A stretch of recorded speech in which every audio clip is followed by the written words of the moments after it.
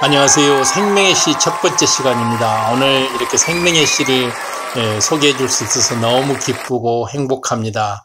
하나님께서 심어주신 이 생명의 씨는 성령의 도우심으로 깨어나서 활동을 하게 됩니다. 그러면 우리 전체 몸을 지배하게 되고, 이 생명의 씨의 근본 속성은 영과 선, 진리와 빛, 이 네 가지가 생명의 씨의 근본 속성입니다.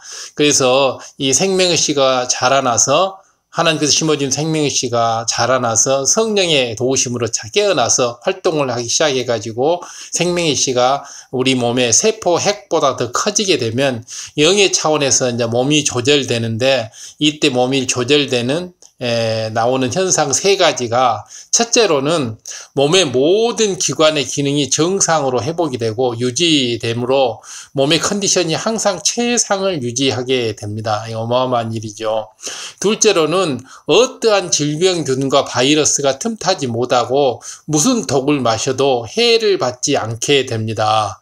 그렇기 때문에 너무너무 어떤 악한 균도 우리한테 몸을 해치지 못하는 거죠. 그리고 셋째로 노화가 정지돼 버리고 오히려 회춘할 수도 있습니다. 그래서 이렇게 50대, 60대가 30대, 40대로 이렇게 보이기도 하고 이렇게 젊어 보입니다. 그리고 노화가 정지돼 버립니다. 이런 어마어마한 현상이 일어나는데, 그래서 이런 생명의 씨에 대해서 잘 공부하고 이 생명의 씨를 잘 키워서 이 생명의 씨가 무럭무럭 자라게 되면 우리는 이런 여러 가지 현상들이 몸에 나타나기 때문에 우리가 이 영으로서, 온영으로서 또 영적 장수로서 아버지 하나님 나라의 일을 해나갈 때 꼭 필요한 일들이라고 하겠습니다. 그래서 이제 하나하나 이 생명의 씨에 대해서 살펴갈 때 꼭 마음이 명심해서 이 아버지께서 주신 이 생명의 씨를, 또 성령님께서 깨워진 생명의 씨를 잘 활용할 수 있기를 바랍니다. 요한일서 3장 9절을 보면 하나님께로서 난 자마다 죄를 짓지 아니하나니 이는 하나님의 씨가 그 속에 거함이요. 그랬습니다. 이 하나님의 씨라는 것은 생명의 씨를, 하나님께서 우리에게 심어준 생명의 씨를 얘기하는 겁니다.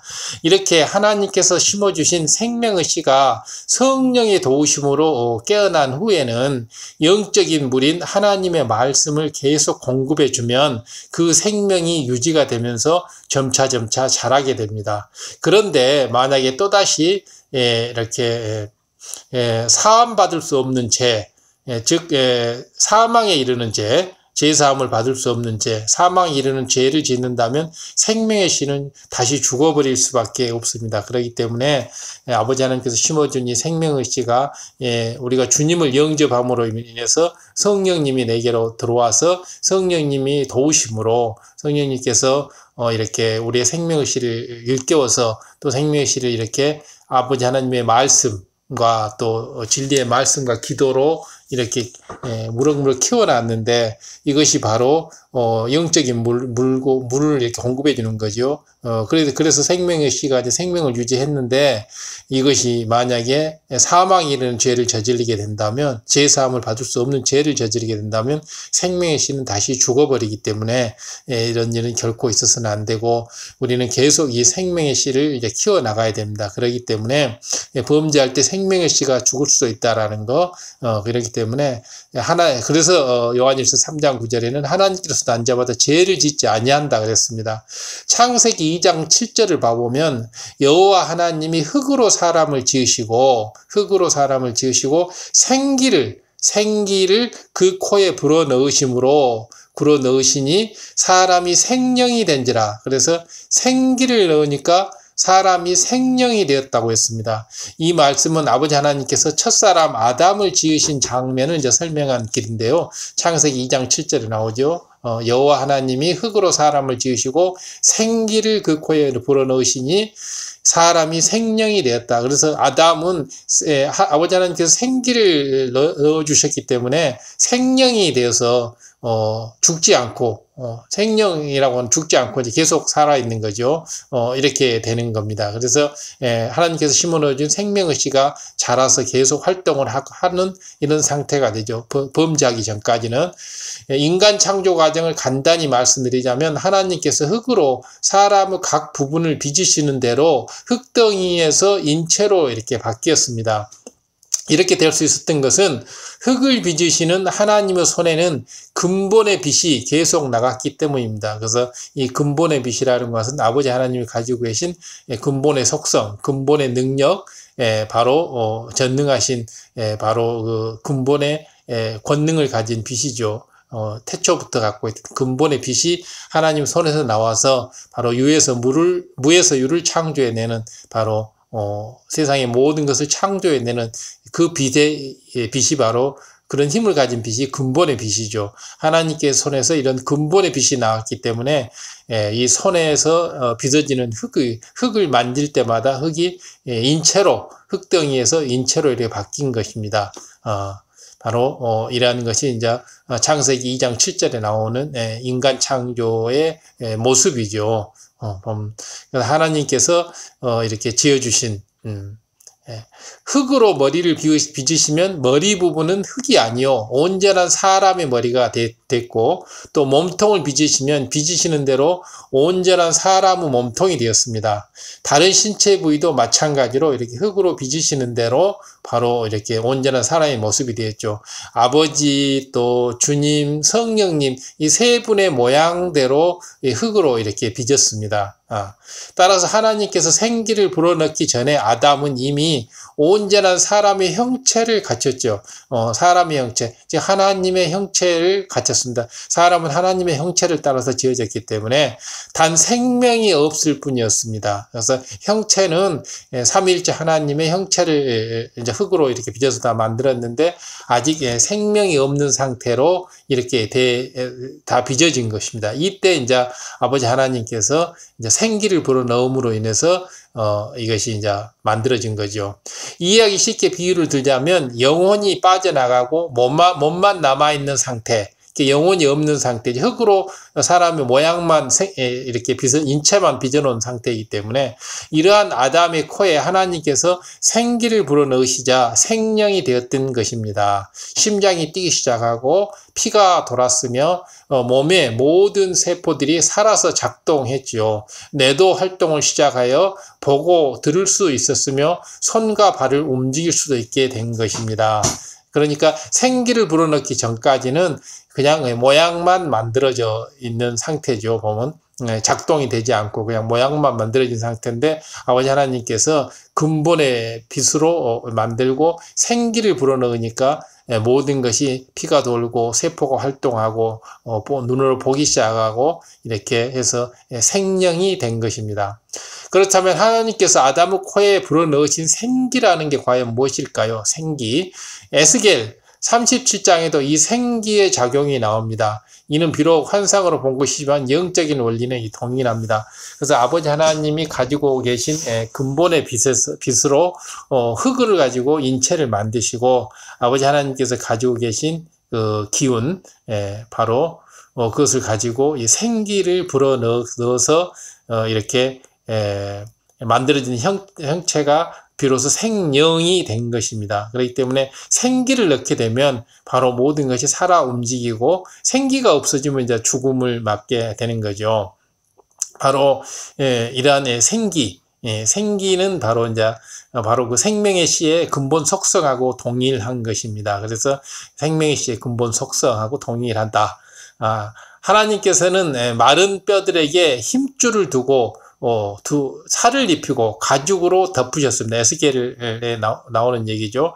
그리고 생기가 그들에게 들어가게 하자 그들이 살아 움직였습니다. 그러니까 이 에스겔을 계곡으로 데리고 가서 마른 뼈들에게 힘줄을 돋게 하고 살을 입히고 가죽을 입히셔서 그리고 생기가 돋게 하니까 이 모두들이 살아나서 군대가 되었다라는 얘기 나오죠. 7년 환란 중에 순교당한 두 증인이 살아날 때도 이 마찬가지로 생기가 들어가서 역사를 합니다. 그렇기 때문에 이제 첫사람 아담을 만들 때도 생기가 들어감으로 인해서 인체가 작동이 시작되고, 에스겔에도 나오는 것은 마른 뼈들이 생기가 들어감으로 인해서 살아서 움직이고, 또 계시록에 나오는 두 증인도 생기가 들어감으로 인해서 죽었던 사람이 다시 살아나서 움직이는 것입니다. 요한계시록 11장 11절, 요한계시록 11장 11절, 죽은 지 3일 반 후에 하나님께로부터 생기가 저희 속에 들어가매 저희가 발로 일어서니 구경하는 자들이 크게 두려워하더라. 이처럼 생기는 생명의 역사를 일으키는 근본임을 알 수가 있습니다. 생명의 역사를 일으키는 근본, 이것이 바로 생기입니다. 바로 생기가 들어가면 생명활동이 시작되는 거죠. 그러면 과연 이 생기라는 게 무엇인가? 생기라는 게 무엇이기에 요한계시록 11장 11절, 바로 죽은 지 3일 반이 됐는데 생기가 몸속에 들어가니까 발로 일어서서 이렇게 살아나도 움직이고, 마른 뼈들이 살아서 움직이고, 흙으로 빚은 사람이 바로 피가 돌고 생각이 시작되고 살아서 움직인다. 그럼 이 생기란 게 과연 무엇인가? 생기란 근본의 하나님은 소리를 머금은 빛의 형태로 근본 우주에 널리 퍼져 계셨습니다. 인간 경작을 위해서 영계의 정점에 응집하셨고 삼위일체 하나님으로 분리하셨죠. 맨 처음에 바로 태초 이전에, 우리 천지창조하기 이전에, 그 이전에 태초, 태초의 근본의 태초에 하나님께서는 소리를 머금은 빛의 형태로 근본의 우주에 널리 퍼져 계시다가 인간 경작을 이제 계획하시고, 바로 영계의 정점에 빛이 이제 이렇게 빛이 소리를 먹으면 빛으로 있는 이 빛이 이제 한 곳으로 모여서 이것이 이제 분리를 하죠. 삼위일체 세 개의 빛으로 이렇게 분리를 하게 됩니다. 근데 이거 빛은 세 개로 하나가 세 개가 됐지만은 세 개 다 원본이고 복사본이 아니고요. 하나님의 근본의 빛에서 두 개의 빛이 나와 총 세 개의 빛이 되었고 각각의 형상을 입었던 것입니다. 바로 삼위일체 하나님이 되신 것이죠. 삼위일체 하나님께서 형상을 입으셨다 해도 그 근본은 소리를 머금은 근본의 빛입니다. 형상을 입기 전의 모습인 근본의 소리를 머금은 근본의 빛, 근본의 소리와 근본의 빛으로, 근본의 소리가 들어가 있는 근본의 빛, 이것이 바로 삼위일체 하나님의 근본 속성입니다. 그런데 근본의 빛에는 무한한 능력과 지혜가 담겨 있습니다. 무한한 능력, 생명의 능력과 지혜가 담겨 있습니다. 근본의 빛에는 무한한 능력과 지혜가 담겨져 있다. 바로 이처럼 근본의 빛에 담긴 하나님의 능력이 바로 생기로 역사하는 것입니다. 근본의 빛에 담긴 하나님의 능력, 근본의 빛에 담겨 있는 하나님의 능력이 바로 생기로 역사하는 것입니다. 하나님께서는 한 사람의 모든 유전 정보를 세포 핵의 DNA에 담아 두셨습니다. 한 사람의 모든 유전 정보를 세포의 그 DNA에다가 아버지 하나님께서 다 담아 두셨습니다. 세포 핵의 DNA는 자동화된 생산 라인과 같은 이런 이치입니다. 그래서 아주 적은, 정말 뭐 현미경으로 봐도 잘 보이지 않을 정도의 세포 핵의 DNA, 그 아주 정말 초미세한 그 DNA에다가 한 사람의 모든 생명 정보를 거기다가 아버지 하나님께서 넣어 두신 거죠. 아버지 하나님께서. 자동화된 생산 라인에서는 전원 스위치만 올리면 자동으로 생산품이 만들어져 나옵니다. 하나님께서 이 아담을 흙으로 빚으신 상태는 인체라는 공장의 자동화 설비를 완성해 놓은 것입니다. 그래서 바로 이제 이 자동화 설비를 다 완성해 놓은 상태에서 이제 생기를 넣으니까 살아 움직이는, 마치 자동화 시스템이 다 만들어져 있고 전기를 넣으면 자동화 시스템이 싹 돌아가는 것처럼 바로 모든 것을 만들고 마지막에 생기를 딱 넣으면 전원을 넣는 것처럼 작동이 시작되는 거죠. 에스겔의 그 마른 뼈들도 다 살을 입히고 신경을 입히고 나서 생기를 넣으니까 살아 움직이고, 또 두 증인, 계시록 11장 11절에 나오는 두 증인도 생기가 들어가니까 살아서 움직이고, 바로 이 생기라고 하는 것은 생명 활동입니다. 그리고 생기를 불어넣으셨다는 의미는 전원 스위치를 올린 것과 마찬가지입니다. 기계에 생명을 주는 것이 전기라면 인체에 생명을 주는 것이 바로 생기입니다. 기계의 생명이 전기고 인체의 생명이 바로 생기입니다. 하나님께서 흙으로 빚으신 아담의 몸에서 가장 중심이 되는 세포핵에, 몸의 가장 중심이 되는 세포에게 하나님의 근본된 능력, 하나님의 근본된 능력이 생기라 그랬죠. 하나님의 근본된 능력인 생기가 들어가자 아담은 살아 움직이기 시작했던 것입니다. 자동화된 생산 라인에 전기를 넣으면 전기가 들어가자마자 살아서 작동이 되는 것처럼 똑같은 그런 이치죠. 보면. 그래서 생기를 넣으니까 아담이 살아 움직이는 겁니다. 생기가 들어간 아담은 하나님께서는 생령이라 하셨습니다. 생기가 들어간 아담을 아버지 하나님께서는 생령이라고 하셨습니다. 흙으로 지어진 육의 몸을 지녔지만은 생기는 곧 하나님의 근본된 능력이 담겨 있기 때문에 죽지 않을 수 있는 영적인 존재였던 것입니다. 그래서 생령은, 생기가 들어간 생령은 비록 육의 몸을 지녔지만은 하나님의 근본 능력이 담겨져 있기 때문에 영원히 죽지 않는 영적인 존재가 된 것입니다. 아담이. 하나님께서는 생령인 아담을 육에 속한 첫째 하늘인 이 땅에서, 이 지구에서, 육에 속한 이 첫째 하늘이죠. 이 땅에서, 다음에 에덴 동산, 둘째 하늘로 끌어올린 것입니다. 둘째 하늘로. 첫째 하늘에서 둘째 하늘로. 아담은 하나님의 말씀에 따라 에덴 동산에서, 둘째 하늘 에덴 동산에서 첫째 하늘이 아닌, 둘째 하늘로 이끌어 올라가서 에덴 동산에서 생육하고 번성했습니다. 즉 많은 자녀를 낳았다는 사실입니다. 하나님께서 아담에게 불어넣으신 생기에는 에덴 동산에서 낳은 아담의 후손들에게 자동으로 이렇게 전달이 됐습니다.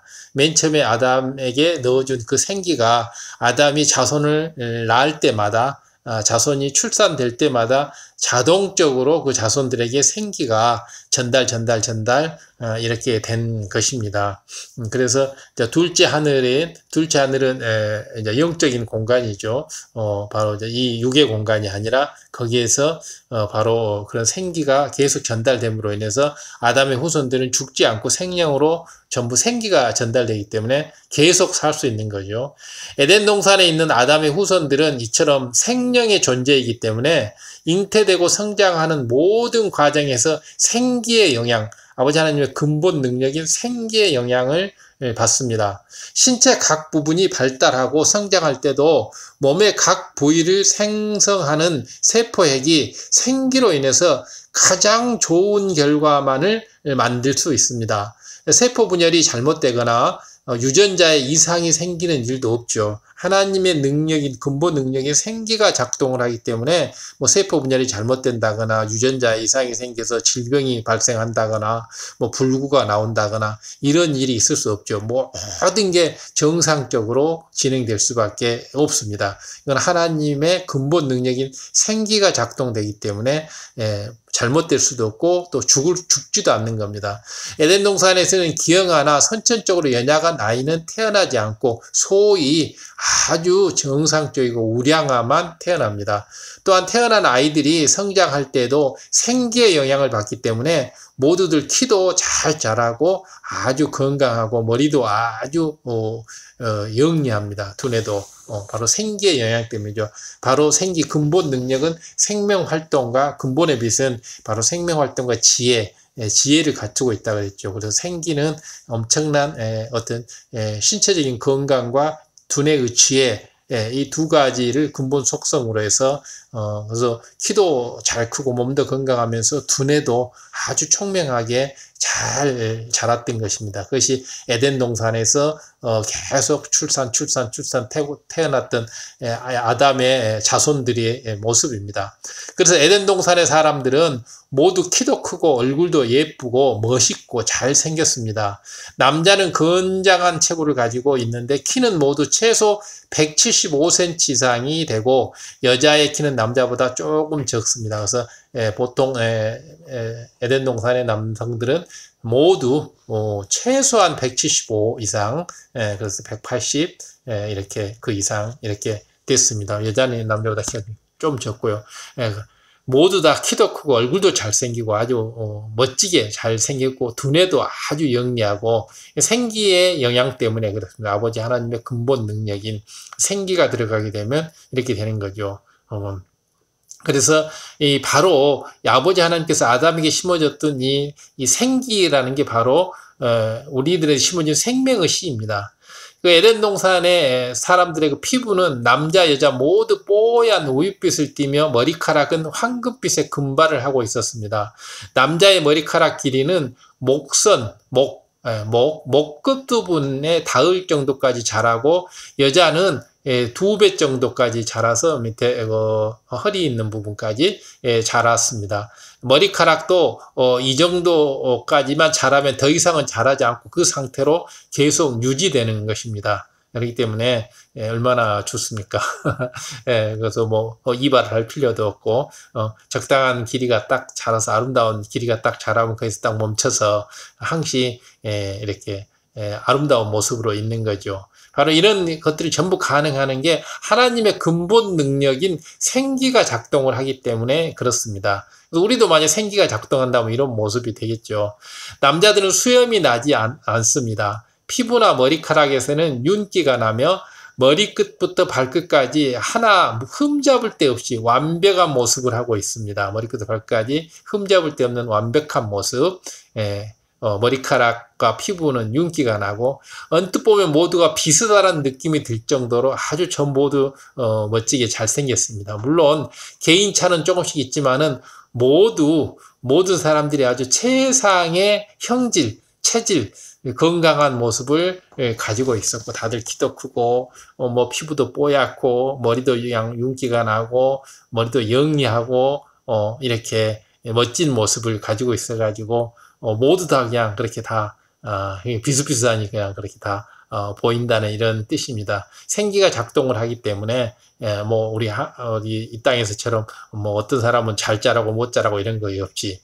그런 거죠.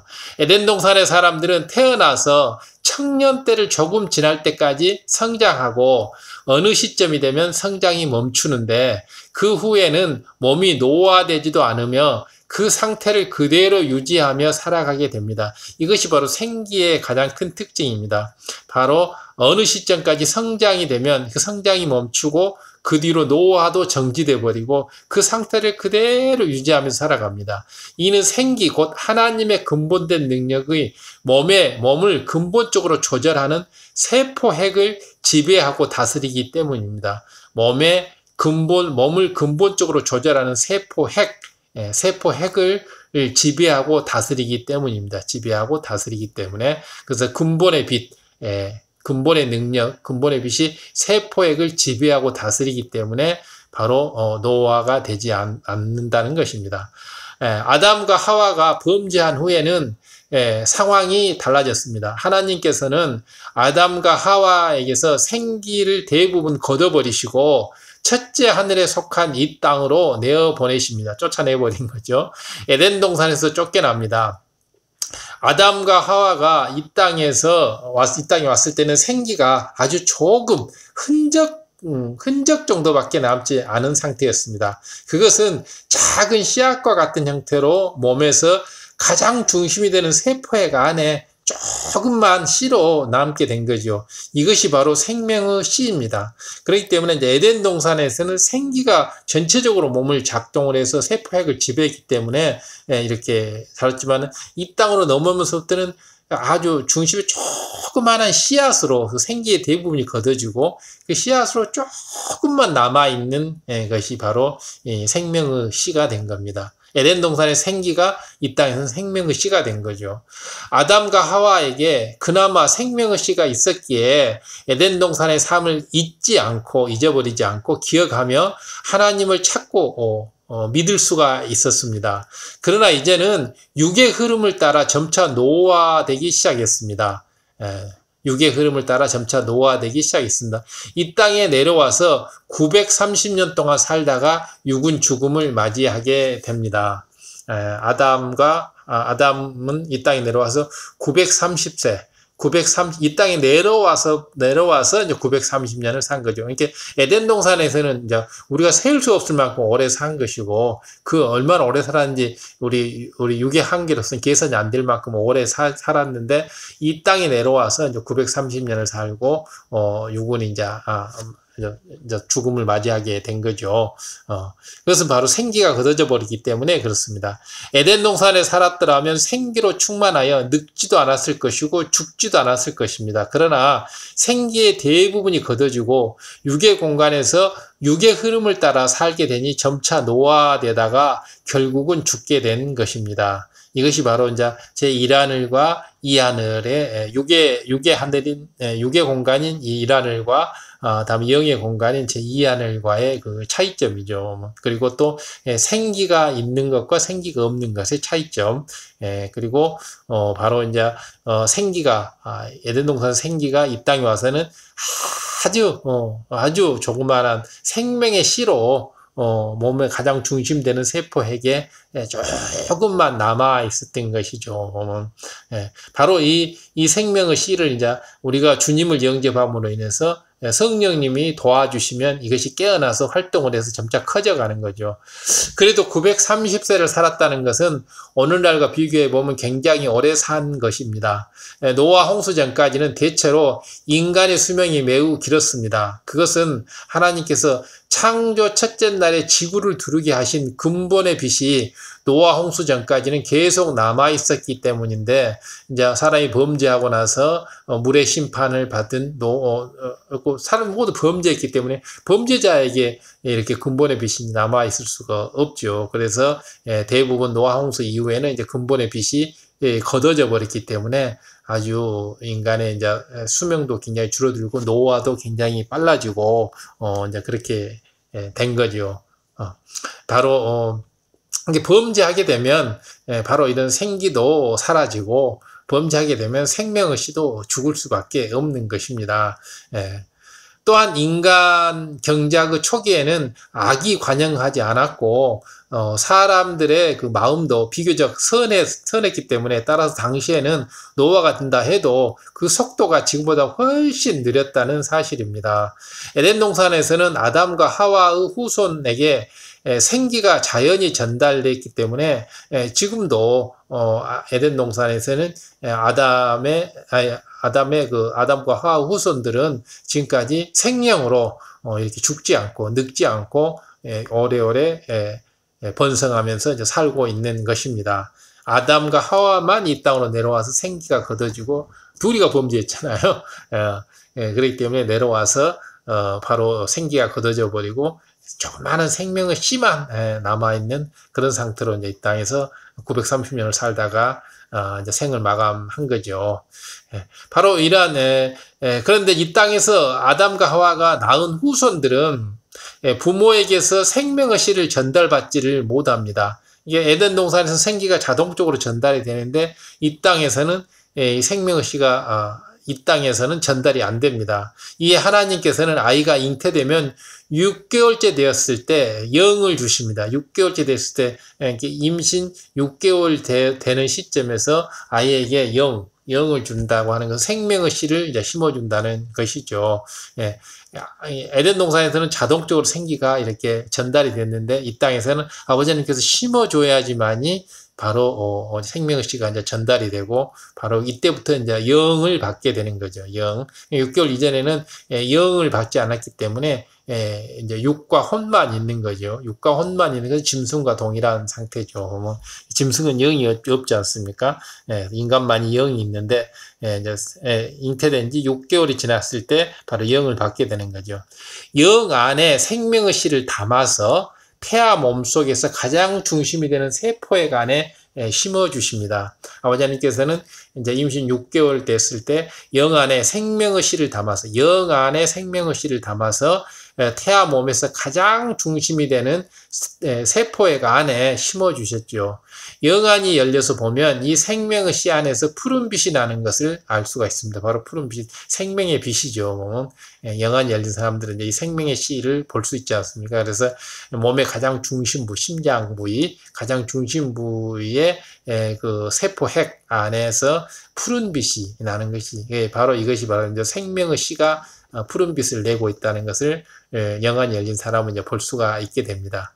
그래서 바로 아버지 하나님께서 심어주신 생명의 씨, 이것이 과연 이제 깨어나서 활동을 하느냐 안 하느냐에 따라서 우리들의 모든 이 땅에서 삶이 이제 결정이 되는 것입니다. 전도서 3장 11절을 보면 하나님이 모든 것을 지으시되 때를 따라서 아름답게 하셨고 또 사람에게 영원을 사모하게 하는 영원함, 이터니티, 영원을 사모하게 하는 마음을 주셨느니라. 그러나 하나님의 하시는 일의 시종, 처음과 끝을 사람으로서는 측정할 수 없게 하셨도다. 그래서 사람에게 영원을 사모하는 마음을 주셨다고 했는데 이것이 바로 사람에게 심어주신 생명의 씨의 작용인 것입니다. 이 생명의 씨가 심어졌기 때문에 이 생명의 씨가, 작은 생명의 씨가 바로 영원을 사모하는 이런 마음을 일으키는 것입니다. 왜냐하면 생명의 씨는 바로 이제 생기와 동일한 것이기 때문에 그 영의 세계는 영원히 영생의 세계이지 않습니까? 영원히 죽지 않는 세계. 그렇기 때문에 어렴풋이나마 바로 그 영원을 사모하는 이런 마음을 주셨던 것입니다. 그렇기 때문에 영원하지 않는 것을 봤을 때 우리가 아쉬움을 느끼고 영원한 것을 봤을 때 행복하고 또 어떤 것이 영원하기를 우리가 바라는 이런 마음이 우리 안에, 근본 안에는 있지 않습니까? 이것이 바로 생명의 씨의 작용이 되는 것입니다. 바로 생기의 작용이 일어나는 거죠.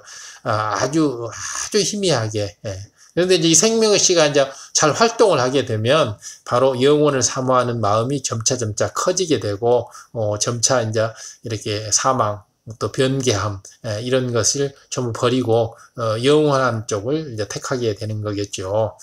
바로 근본의 빛이 세포핵을 지배하게 되면 그런 일이 일어나는 거죠. 사람들은 생명의 씨가 담긴 영을 받았기에 짐승과 달리 내세가 있음을 어렴풋이 느끼게 됩니다. 이것이 바로 이제 생명의 씨의 작용이라 그랬죠. 절대적인 존재인 신을 찾으며 하늘을 동경하기도 하고, 그러나 하나님을 만나지 못하면 생명의 씨는 그냥 씨에 불과하기 때문에 어떤 생명의 역사를 이루지 못합니다. 그런데 이 생명의 씨가 하나님을 이제 만났을 때 생명의 씨가 바로 싹을 틔우고 자라나서 생명의 역사를 이루게 되는 것입니다. 그래서 이제 하나님 중에서도, 삼일체 하나님 중에서도 성령 하나님을 이제 생명의 씨가 만났을 때 이 성령 하나님의 도우심으로 생명의 씨가 이제 깨어나는 겁니다. 성령 하나님이 우리 몸에 들어오셔서 생명의 씨를 이제 깨워서 활동하게끔 하는 거죠. 육으로도 어떤 곡물이나 과일이나 꽃의 씨들도 싹을 틔우지 못하면 그냥 죽은 것처럼 씨인 상태로 있습니다. 그러죠. 과일이나 꽃의 씨도 싹을 틔우지 못하면 그냥 씨 그대로 있죠. 죽은 것처럼. 수십 년이 되는 수십 년이 되어도 시간이 아무리 지나도 환경이 되지 않으면 그냥 죽은 것처럼 씨 하나로만 있죠. 심지어는 수천 년 동안 씨앗으로 있는 경우도 있습니다. 그렇기 때문에 이 씨라고 하는 것은 싹을 틔우지 않으면 아무 의미가 없는 거죠.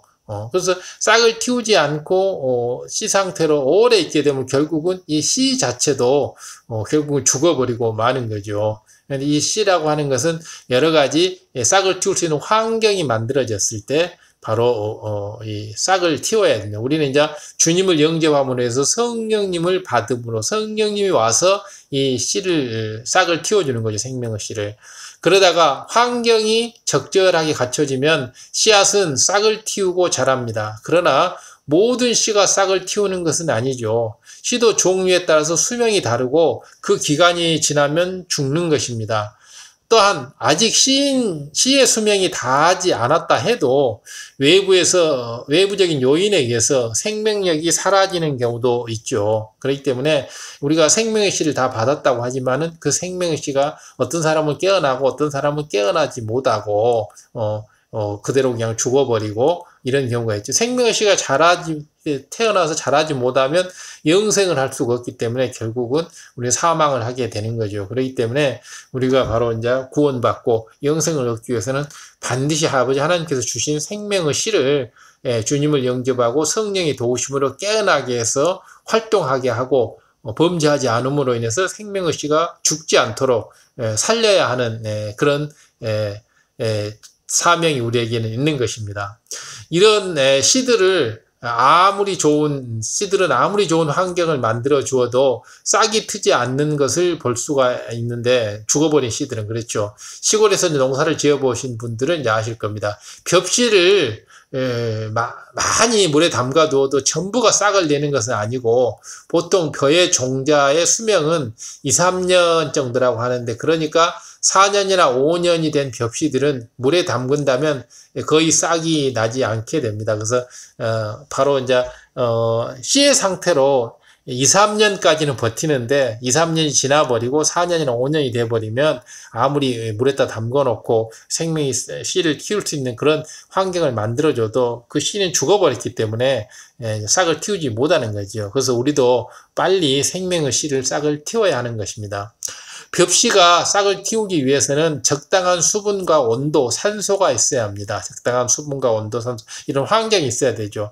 하나님께서 사람에게 우리들에게 심어주신 생명의 씨도 마찬가지로 싹을 틔우기 위해서는 적절한 영적인 환경이 필요합니다. 바로 벽씨가 육적으로 수분도 있어야 되고 온도, 산소가 있어야 하듯이 바로 우리 생명의 씨도 저 생명의 씨가 자라기 위해서는 영적인 환경을 우리가 스스로 만들어야 합니다. 영적인 환경을.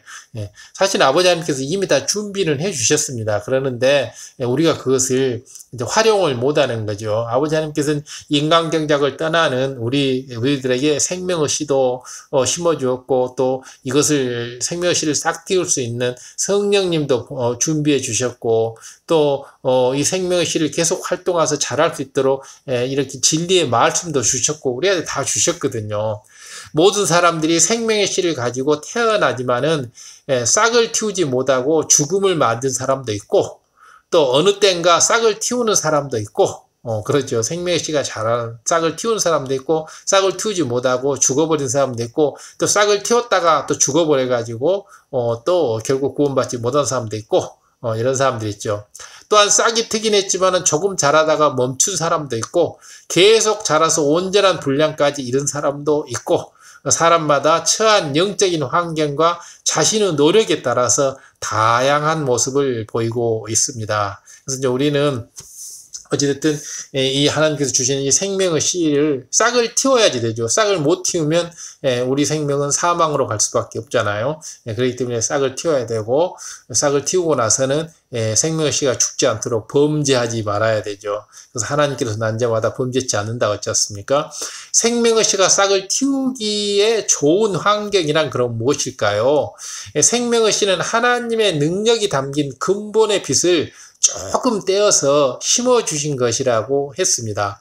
그래서 하나님의 능력이 담긴 근본의 빛을 조금 떼어서 심어준 것, 이것이 바로 생명의 씨인데, 그러므로 생명의 씨의 근본 속성은 영이요, 선이요, 진리요, 빛입니다. 그래서 생명의 씨의 근본 속성은 영, 하나님의 마음이죠. 영은 하나님의 마음을 영이라고 하죠. 선, 하나님의 근본 속성은 선이죠. 선. 다음에 진리. 진리는 바로 지혜이고 생명이죠. 진리, 사랑, 그리고 빛, 바로 작용을 나타내는 빛. 그래서 생명의 씨의 근본 속성은 영이고 선이고 진리고 빛이고 이 네 가지의 근본 속성을 가지고 있습니다. 따라서 사람의 마음이 선할수록 생명의 씨가 싹을 틔우기 좋은 환경이 됩니다. 그렇기 때문에 선한 마음을 가꿔야 된다. 선을 1단계, 2단계, 3단계, 4단계까지 키워야 한다는 거죠. 생명의 씨가 싹이 튼다는 것은 결국 성령으로 거듭난다는 것입니다. 성령으로 성령으로 거듭난다. 성령이 와서 생명의 씨를 싹 틔우기 때문에 성령으로 거듭나기 위해서는 먼저 예수 그리스도를 구세주로 영접을 하고 죄사함을 받아야 합니다. 마음이 선할수록 복음을 들으면 더 쉽게 받아들일 수가 있죠. 마음이 약한 사람은 우리 주 예수 그리스도를 구세주로 영접하라고 제 아무리 전도를 해도 이렇게 받아들이지 않지 않습니까? 그렇기 때문에 제사함을 결국 받지 못하고 성령을 선물로 받지 못하기 때문에 성령님이 오셔야지만이 이렇게 깨울 수 있는데 그걸 못하는 거죠. 예수님의 십자가 구속에 우리 죄를 대속하신 그 구속의 섭리, 구원에도 십자가에도 섭리 자체가 선과 사랑의 결정체이기 때문에 십자가에 도우라고 하는 게 결국은 선과 사랑의 결정체이지 않습니까? 근본 하나님의 본체인 예수님께서 죄인들을 구원하시기 위해서 육신을 입고 이 땅에 오신 거죠. 말씀이 육신을 입고 오신 거죠. 아무런 죄가 없으심에도 저주받은 자들처럼 나무에 달렸고 보혈을 아낌없이 흘려주신 거죠. 이거 바로 선과 사랑의 자체이기 때문에 이런 거죠. 보면 바로 주님이 이렇게 오셔서 이런 주님을 우리가 믿지 않는다고 해서 그만큼 악하다는 거죠. 우리가 전도를 해보면 정말 악한 사람은 이렇게 전도가 되지 않습니다. 그러나 선한 사람은 이게 쉽게 전도가 되죠. 진정 마음에 선이 조금이라도 있는 사람이라면 이처럼 자신을 온전히 희생하신 예수님의 선과 사랑에 감동을 받게 되어 있습니다. 선은 선을 알아보는 거죠. 악하기 때문에 선을 못 보는 거죠. 하나님을 자신의 구세주로 영접하게 되죠. 이러한 사람에게서 아버지 하나님께서는 성령을 선물로 보내주십니다. 그래서 성령님이 내 안에 들어옴으로 인해서 비로소 이제 인간 경작이 시작되는 거죠. 성령님을 우리 안에 받아들이지 못하면 인간 경작이 이루어지지 않기 때문에 결국은 생명의 씨를 싹 틔우지 못하고 그대로 그냥 사망으로 가는 거죠. 구원받지 못하고. 그렇기 때문에 하나님께서, 아버지께서 이제 우리들이 인간 경작을 하기 위해서 바로 이 땅을 내려보내실 때 바로 생명의 씨를 주셨고 또 이렇게 성령님을 보내주셔서 이런 걸 준비해줘서 이렇게 험하고 힘든 인간 경작을 잘 받을 수 있도록 이렇게 해줬습니다. 그렇기 때문에 우리는 인간 경작을 받는 동안 그 인간 경작이 끝나는 그 순간까지 계속 성령님의 도우심, 성령님의 인도를 받아 나가야지만이 인간 경작을 받을 수가 있습니다. 성령님의 도우심이 없이는 인간 경작이 이루어질 수가 없죠. 바로 인간 경작 자체는 성령님의 도우심을 받아서 인간 경작을 해서 바로 육을 버리고 영으로 들어오는 이런 과정이죠. 육을 버리고 영으로 들어오는 과정, 바로 잃었던 생기를 다시 되찾는 과정, 생명의 씨를 싹 틔워서 영의 크기를 키워가는 과정이 인간 경작의 과정인데 이 과정 때문에 필수적으로 우리를 인도하고 이끌어 주실 분이 성령님이시죠. 성령님에 의지하지 않으면 성령님을 의지하지 않으면 인간경작이란 있을 수가 없는 거죠. 인간경작 자체가 성립 안 되는 거죠. 그렇기 때문에 성령님의 도우심이라는 게 이만큼 인간경작이 거의 절대적인 거예요. 99.99%. 사도행전 2장 38절에는 베드로가 가로되 너희가 회개하여 각각 예수 그리스도의 이름으로 세례를 받고 죄 사함을 얻으라. 그리하면 성령을 선물로 받으리라. 그래서 이제 예수 그리스도의 이름으로 바로 세례를 받는다고 하는 것은 이것은 이제 성령 세례를 얘기하는 거죠. 세례 요한이 하는 건 물 세례고 주님께서 하신 건 성령 세례를 받는 겁니다. 그러면 이제 성령을 선물로 받는 거죠. 이렇게 임한 성령님께서 바로 생명의 이제 씨를 싹 틔워 주십니다. 그래서 이 생명의 씨를 싹 틔워 주시게 되면 이때부터는 이제 이게 주님을 구세주로 영접하고 성령 세례를 받게 되면 성령 세례를 받는다는 게 성령님을 내 안에 이제 모시는 거죠. 그러면 이제 성령님 내 안에 들어와서 생명의 씨를 싹 틔워주는 건데 이 싹만 틔워준다고 되는 게 아니고 이 싹이 자라게 해야 될 거 아닙니까? 그러기 위해서는 이제 성령의 불세례, 성령 세례 다음에 성령의 불세례가 반드시 있어야죠. 성령 세례만 받고 끝나버리면 그것은 아무것도 아니죠. 성령 세례를 받지 않으면 생명의 씨가 싹도 아주 못 드는 것은 당연한 것이고 성령 세례를 받았다 할지라도 성령의 불세례를 받지 못하면 이 싹이 자라지를 못하는 거죠. 그래서 싹을 틔우는 것은 성령 세례. 이 싹을 자라게 하는 것은 성령의 불세례. 성령의 불세례를 계속 받아 나가야 되는 거죠. 성령의 불로 계속 이 싹을 자라게 해야 되는 거죠. 그동안 딱딱한 껍질에 쌓여서 마치 죽은 것처럼 가만히 있었던 생명의 씨가 이제 생명 활동을 시작하게 됩니다. 이때가 이제 성령 세례를 받으면 이렇게 되죠. 이에 대해서 요한복음 3장 6절에 성령으로 난 것은 영인이라고 말씀하셨습니다. 그래서 성령님이 들어옴으로 인해서 성령님이 영을 낳아주시는 거죠. 그 전에는 영이 우리 안에 생명의 씨로 있었지만은 그것은 전혀 아직 활동을 되지 않는 생명의 씨 상태이기 때문에 이걸 영이라고 할 수는 없는 거죠. 그런데 성령님을 받게 되면 성령님께서 영을 낳는다 하는 것은 즉 영을 깨워주신다는 거죠. 생명의 씨가 조그맣게 싹이 나는 거죠. 그러면 이제 그 싹이 나는 것은 그 다음부터는 성령님이 시키는 대로 성령님의 예와 아멘으로 성령의 소욕을 쫓아서 나가야 되면 그 싹이 이제 무럭무럭 자라게 하는 거죠. 그렇게 자라게 하는 것이 바로 성령의 불세례예요, 불세례. 성령님이 오시기 전인 구약 시대는 어떻게 생명의 씨가 싹들 수 있었을까요? 구약 시대는 율법의 행위로 구원을 받았던 시대이지 않습니까? 그래서 하나님의 말씀을 행위적으로 지키면 의롭다 인정을 받는 그런 시대였죠. 그렇기 때문에 이제 신약은 이제 성령의 시대라고 하지 않습니까? 구약 시대는 바로 율법의 시대죠. 이제 그래서 구약 시대는 성령님이 활동을 하지 않았기 때문에 이 성령의 인도함을 받아 성령의 도우심을 받아 생명의 씨가 자라지 않았고 또 생명의 씨가 싹 틔우지 않았고 또 싹 틔워진다 하더라도 성령의 불세례를 받을 수가 없었기 때문에 자랄 수가 없었죠. 그렇기 때문에 율법을 잘 지키고 그렇게 해서 의롭다고 아버지 하나님께 직접 인정을 받게 되면 이렇게 생명의 씨가 이제 싹 틔워지고 자라나게 되는 그 시기가 이제 바로 구약시대죠.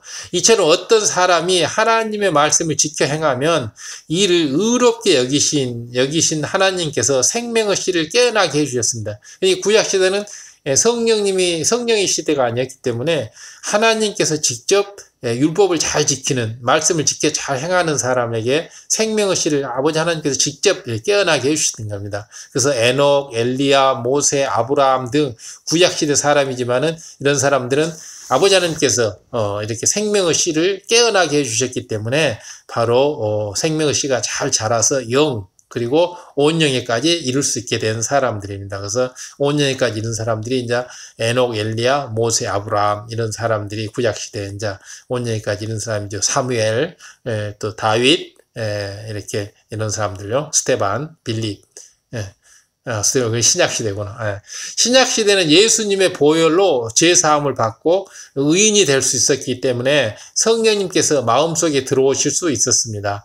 마음속에 들어오신 성령님께서 생명의 씨를 깨워주셨습니다. 반대로 구약시대는 율법의 행함으로 의롭다 인정받은 사람의 생명의 씨를 하나님께서 외부에서 일깨워 주셨던 겁니다. 외부에서. 구약시대는 율법을 잘 지키는 사람한테 하나님께서는 외부에서 이렇게 생명의 씨를 끼워 주셨는데 이제 신약 시대에는 바로 주님의 보혈로 우리가 죄사함을 받았고 그로 인해서 율법을 지켜서 우리가 죄사함을 받은 건 아니잖아요. 그래서 주님의 보혈의 공로로 죄사함을 받고 값없이 죄사함을 받은 거죠. 그리고 생명의 씨가 우리 안에 들어와서 내부에서 생명의 씨를 싹 틔워준 거죠. 복음을 듣지 못해서 양심 심판을 통해 구원받는 사람도 있었던 게 이제 바로 구약시대 이때 주로 있었던 일들이죠. 이런 사람들은 그 양심이 매우 선합니다. 선한 양심이 영의 마음은 아니지만은 이들의 선한 양심이 하나님께서 주신 영이 활동할 수 있는 좋은 바탕이 된 거죠. 그렇게 마음이 선할수록 이렇게 영의 마음, 생명의 씨가 활동하기 좋고 싹 틔우기 좋고 자라기 좋은 거죠. 그렇기 때문에 우리는 어찌됐든 선한 마음을 자꾸 키워나가야 되고 선의 단계를 2단계, 3단계, 4단계로 높여나가야 됩니다. 그래서 어쨌든 악은 모양이라도 우리가 버려야 되고 죄는 피 흘리라도 싸워서 바로 전부 없애야 되죠. 그래서 범죄해서는 절대 안 되죠. 바로 이런 겁니다. 신약이든 구약이든 어느 시대를 막론하고 결국 생명의씨가 담긴 영이 활동하기 위해서는 생명의씨가 영에 담아서 생명의씨를 담아서 줬다 했잖아요. 생명의씨가 담긴 영이 활동하기 위해서는 마음 바탕에 선과 진리가 많을수록 좋은 거죠. 선과 진리가 마음 바탕에. 그렇기 때문에 이제 마음밭을 개간을 해야 되죠.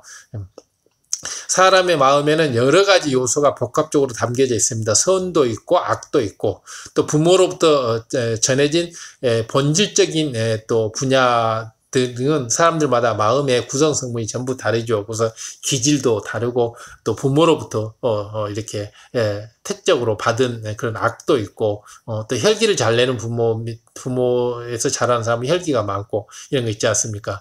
모든 사람에게는 자유의지가 있습니다. 자기 스스로 선한 것을 보고 듣고 입력시키면 선한 바탕이 될 수가 있죠. 그리고 악한 것을 보고 듣고 입력시키면 그만큼 마음 바탕이 악해집니다. 따라서 어느 누구든지 나는 마음 바탕이 좋지 못해서 하나님을 만나지 못했습니다라고 변명할 수는 없습니다. 그래서 지금 이 순간부터라도 모든 악한 것을 보지 않고 듣지 않고 입력시키지 않으면 그만큼 악이 차단되기 때문에 그만큼 선한 모습으로 바뀌어져 가는 거죠. 바로 우리가 육신의 정욕, 우리 정욕을 따라서 움직이는 육신의 정욕, 안목의 정욕, 눈으로 버무르면서 생겨나는 새로운 정욕이잖아요. 이생의 자랑, 자기가 잘났다고 오만 방자한 이런 것들이 바로 이생의 자랑들이죠. 생명의씨가 틔워진 다음에는 반드시 자라나야 합니다. 식물은 싹이 트면 물과 햇빛을 계속 공급해줘야 자라죠. 그러죠. 식물이 싹이 트면 물과 햇빛을 공급해주지 않으면 물도 안 주고 햇빛도 공급 안 주면 결국은 싹이 텄다 할지라도 싹이 시들어서 죽어버리죠. 이처럼 생명의씨도 성령으로 싹을 틔운 다음에는 이제 성령 세례를 받으면 이제 생명의씨가 깨어나죠. 성령으로 싹을 틔운 다음에는 그 다음에 영적인 물과 빛을 계속 공급해 줘야지 자랍니다. 영적인 물은 바로 진리의 말씀이에요. 빛을 계속 공급받아야 자랍니다. 곧 하나님의 말씀을 영으로 양식 삼아서 그 사람의 영이 성장할 수가 있는 겁니다. 그래서 계속 불같은 기도로서 하나님의 말씀과 기도로 거룩하여짐이라, 이렇게 말씀과 기도로 성령의 불세례를 받음으로 인해서 불세례를 받을수록 이 생명의 씨가 이제 무럭무럭 자라나는 거죠. 하나님께서 생명의씨를 영 안에 담아서 사람의 몸의 중심되는 핵 속에 이제 심어주었는데 바로 생명의씨가 깨어나서 생명활동을 시작하면 생명의씨를 감싸고 있는 영이 성장합니다. 영 안에다가 생명의씨를 넣어줬기 때문에 생명의씨가 자라면 그것을 감싸고 있는 영도 성장할 수가 없죠. 성장할 수밖에 없죠. 그 그릇, 그 생명의씨를 포장하고 있는 그릇이 포장 용기가 커져야지 그 안에 내용물이 커질 거 아닙니까? 내용물이 커지면 포장 용기는 자연적으로 이제 커지는 거죠. 그렇기 때문에 영이 자란다고 하는 것은 생명의씨가 자란다는 거죠. 식물의 씨가 싹을 틔웠다 해도 물을 공급해 죽고 말죠. 이처럼 생명의씨도 싹을 틔운 다음에는 바로 영적인 물과 공급하지 못하며 성장하지 못하고 생명을 유지하기도 어렵게 되는 것입니다. 그렇기 때문에 생명은 이제 주님을 영접하고 나서 성령 세례를 받고 나서는 계속 생명의 씨가 자랄 수 있도록 바로 영적인 물과 빛을 바로 공급해 줘야 하는 것입니다. 그렇기 때문에 우리가 계속 불같은 기도하고 또 이렇게 진리의 말씀을 생각하고 행동으로 옮기고 행함으로 해나가는 것이 필요하죠. 그래서 요한복음 6장 53절에는 예수께서 이르시되 내가 진실로 너희에게 이르노니 인자의 살을 먹지 아니하고 인자의 피를 마시지 아니하면 너희 속에 생명이 없느니라 얘기했습니다. 너희 속에 생명이 없느니라. 인자의 살과 피를 먹고 마시지 않으면 생명이 없다. 영적으로 인자의 살을 먹고 마신다. 인자의 살을 먹고 인자의 피를 마신다. 이 영적인 뜻을 잘 알아야 되겠죠. 인자의 살이란 무엇이며 인자의 피란 무엇인가. 그래서 바로 인자의 살을 먹고 인자의 피를 마셔야지만이 바로 생명이 있다 그랬습니다. 만약에 이러한 인자의 살과 피를 먹지 않으면 너희 속에 생명이 없느니라라고 해서 요한복음 6장 53절에 인자의 살과 피를 먹지 않으면 생명이 없다. 너희 속에 생명이 없다. 생명이 없다고 하는 건 곧 죽음, 사망을 얘기해요. 결국 죽는다. 사망에 이른다. 결국은 구원받지 못한다는 거죠. 그래서 우리가 바로 이 사망에 이르지 않게 하기 위해서, 영생을 얻기 위해서는 인자의 살과 피를 계속 먹고 마셔야 한다는 뜻입니다. 그렇기 때문에 요한복음 6장 53절의 말씀 꼭 우리가 마음속에 염두에 두고, 그렇다면 우리가 이제 인자의 살은 무엇이며 또 인자의 피는 무엇인가, 어떻게 먹어야 되고 어떻게 마셔야 되는가, 이런 거 하나하나를 우리가 이제 알아감으로 인해서 바로 우리가 생명의 씨를 키워나가는 방법, 영을 키워나가는 방법을 우리가 공부하게 되겠죠. 영적인 물은 하나님의 말씀을 마음에 담고 빛 가운데 행하는 것이 바로 인자의 살과 피를 먹는 것입니다. 이처럼 영적인 물과 빛이 마음에 임하면 마음에 있는 영이 성장하게 됩니다. 영적인 물과 빛이 마음에 임하면 마음에 있는 영이 성장하게 됩니다. 본문 말씀 요한일서 3장 9절 전반절에 보면 하나님께로서 난 자마다 죄를 짓지 아니하나니 이는 하나님의 씨가 그 속에 거하며라고 말씀했습니다. 바로 하나님께서 난 자마다 죄를 짓지 아니한다고 하는 것은 하나님의 씨가 그 속에 거함으로 인해서 생명의 씨에서 계속 진리의 빛, 선의 빛이 나오기 때문에 결국은 비진리, 죄악을 하지 않는다는 거죠. 이 생명의 씨가 죽어버리면 바로 죄를 짓게 되는 거죠. 그러니까 생명의 씨가 계속 자라야지만이 죄를 짓지 않고, 반대로 죄를 지어버리면 생명의 씨가 죽어버리고, 생명의 씨가 죽어버리면 계속해서 죄를 짓게 되는 거죠. 그러나 생명의 씨가 그 속에서 거한다고 하는 것은 이제 살아있다는 것이죠. 생명의 씨가 살아있게 되면 바로 죄를 짓지 아니한다. 그렇기 때문에 죄를 짓지 않기 위해서는 생명의 씨가 계속 자라나서 활동을 해야 되고, 생명의 씨가 자라게 되면 생명의 씨를 감싸고 있는 영이 커지는 거죠. 영이 그래서 완전히 커지게 되면 바로 근본의 빛이 세포 핵을 지배하게 됨으로 인해서 바로 생기를 가진 아담과 비슷한 그런 형태가 되는 거죠. 하나님께로서 난 자들, 곧 예수 그리스도로 인해 구원받은 사람들은 죄를 지어서는 안 된다는 이런 말씀입니다. 왜냐하면 하나님의 씨, 즉 생명의 씨가 그 속에 있기 때문입니다. 하나님께서 심어주신 생명의 씨가 깨어난 후에는 영적인 물인 하나님의 말씀을 계속 공급해줘야 그 생명이 유지됩니다. 그래서 영적인 물인 하나님의 말씀을 계속 공급해주지 않으면 생명이 유지가 안 됩니다. 생명의 씨를 아무리 깨어났다 할지라도 주님을 영접하고 그래서 성령을 받아서 성령님께서 아무리 생명의 씨를 이렇게 깨어났다 할지라도 그 영적인 물을 갖다가 하나님의 말씀을 계속 공급해 주지 않으면 결국은 죽어버리는 겁니다. 그래서 생명이 유지가 안 되는 거죠. 그렇기 때문에 한번 주님을 영접하고 교회에 나가게 되면 구원받았다라고 이렇게 생각해버리는 건 큰 잘못이죠. 물론 하나님 주님을 영접하고 맨 처음에 구원을 받은 그런 생명의 씨가 자라지만은 계속적으로 인자의 살과 피를 먹고 마셔서 생명의 씨를 유지시켜 주지 않으면 죽어버리는 거, 사망하는 거예요. 결국 구원받지 못하는 거죠. 그런데 또다시 죄를 범하고 사함을 받을 수 없는 죄까지 짓는다면 이는 싹튼 씨앗을 다시 죽이는 것과 같죠. 예를 들어 잘 자라던 화초를 어느 날부터 빛이 없는 깜깜한 곳에 방치해 두고 물도 주지 않는다면 결국 죽지 않겠습니까? 그러겠죠. 빛이 없는 깜깜한 곳에 방치해 둔다면 두고 물도 주지 않는다면 빛이 없는 깜깜한 세계, 곧 빛 속에 살지 않고 어둠 속에 있으면 어둠 속에서 하는 것은 죄악을 하는 거죠. 빛 속에서는 죄를 행하지 않지 않습니까? 물을 주지 않는 생명의 양식, 하나님의 진리 속에 살지 않은 거죠. 바로 행함이 없는 죽은 믿음, 계속 생명의 말씀을 공급해 주지 않는 것. 결국은 아무리 주님을 영접하고 교회를 5년, 10년 다녔다 할지라도 결국은 생명의 씨를 계속 자라게 하지 않으면 구원이 없는 거죠. 사망에 이르는 거죠. 생명의 씨가 죽어버리기 때문에, 생명의 씨가 죽어버리면 결국은 죄를 짓게 되죠. 생명의 씨가 살아서 활동을 할 때 죄를 못 짓게 하고 이렇게 죄를 안 짓게 하는 그런 힘이 생기는데, 생명의 씨가 활동을 멈춰버리고 죽어버리면 그 죄를 짓게 하는 이런 마음이 생겨버리는 거죠. 원수마귀 사다가 사단이 가만 놔두겠습니까? 당장 죄를 짓게 하죠. 바로 그렇기 때문에 더욱더 신앙 연수가 많아져 말수록 더욱더 불같이 기도해서 기도의 시간도 늘려야 되고, 또 이렇게 영적인 말씀 공부도 더 열심히 해야 되고, 이렇게 해서 계속 생명의 씨를 활동할 수 있도록 이렇게 해야 되는 것입니다. 그래서 생명의 씨의 근본 속성인 하나님의 마음인 영, 또 하나님의 근본 속성인 선, 또 빛, 진리, 이것을 계속 공급하는 거죠. 이처럼 여러분이 한 번 성령을 받았다 해도 만일 짐짓 죄를 범해 나간다면 결국 생명을 다시 잃게 되는 것입니다.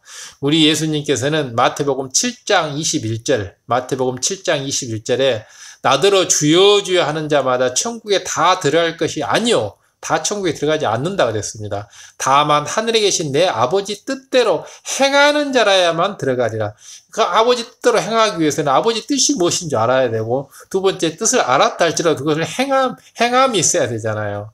아버지의 뜻대로 사는 것이 의인, 아버지의 오를 의자지요. 의인이라고 하죠. 아버지 뜻대로 사는 사람을 의인이라 그러고, 그대로 행하는 거, 행함 있는 믿음, 바로 아버지 뜻대로 행하는 자라야 천국에 들어간다 그랬습니다. 바로 아버지 뜻이 뭔지도 모르고 아버지 뜻대로 행하지도 않는 사람은 아무리 주여 주여 한다고 해서 천국에 절대 못 들어간다라고 주님께서 말하고 계십니다. 그렇기 때문에 나는 구원받았다라고 이런 아니란 생각을 갖는 이것은 큰 잘못입니다. 요한일서 3장 9절, 하나님께서 난 자마다 죄를 짓지 아니하나니 이는 하나님의 씨가 그 속에 거하며, 이렇게 하나님께서 심어주신 생명의 씨가 성령이 도우심으로 깨어난 후에는 바로 영적인 물, 하나님의 말씀을 계속 공급해줘야 그 생명이 유지된다는 거, 절대 이거 잊어서는 안 되고요. 그리고 또다시 죄사함을 받을 수 없는 죄를 짓는다면 생명의 씨가 죽을 수밖에 없다는 거. 사망에 이르는 죄 세 가지 있죠. 성령, 해방, 거역, 모독. 다음에 하나님의 아들을 다시 십자가에 못 박아서 현재 욕보이는 거. 그리고 진리의 지식을 안 후에 짐짓 다시 죄를 짓는 죄. 이런 세 가지, 사망에 이르는 죄. 이런 죄는 회개를 받을 수 없고 오직 무서운 죄의 불의 심판만이 기다리고 있다고 히브리서에 나와 있지 않습니까? 바로 이런 사망에 이르는 죄는 절대로 지어서는 안 되고, 또 사망에 이르는 죄라 아니라도 구원받을 수 없는 죄 14가지가 있는데, 구원받을 수 없는 죄 14가지, 또 사망에 이르는 죄 3가지, 총 17가지의 죄를 짓게 되면, 결국은 이 생명의 씨가, 싹이 텄다 해도, 결국은 다시 죽어버리기 때문에 사망에 이르게 되고 구원이 사라져버리는 것입니다.